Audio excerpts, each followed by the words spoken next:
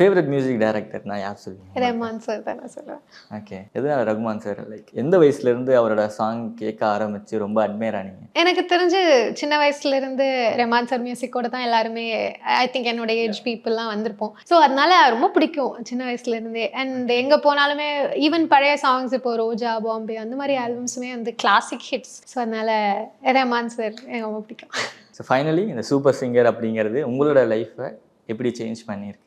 Before super singer just ஒரு சிங்கராக தான் இருந்தேன். இப்போது ஒரு மியூசிஷியனாக ஆகணும் அப்படிங்கிற ஒரு ஜேர்னியில் இருக்கேன். It's a never ending journey. இன்னும் கற்றுக்கணும், நிறைய விஷயங்கள் ட்ரை பண்ணணும், இன்னும் இம்ப்ரூவ் பண்ணணும் நம்மளோட ஸ்கில்ல. நம்ம ஒரு பாட்டு எடுக்கும்போது தான் தெரியுது இதுக்குள்ளே இவ்வளோ விஷயங்கள் இருக்குது, நம்ம கற்றுக்கணும், இன்னும் பெட்டர் ஆகணும் அப்படிங்கிற ஒரு விஷயம் வந்திருக்கு. அண்ட் மியூசிக்னால் வெறும் வோக்கலிஸ்ட்டாக மட்டும் இல்லாமல் இன்ஸ்ட்ருமெண்ட்ஸும் கற்றுக்கணும், அந்த மாதிரி ஒரு ஆசையும் வந்திருக்கு. So hopefully that will go forward.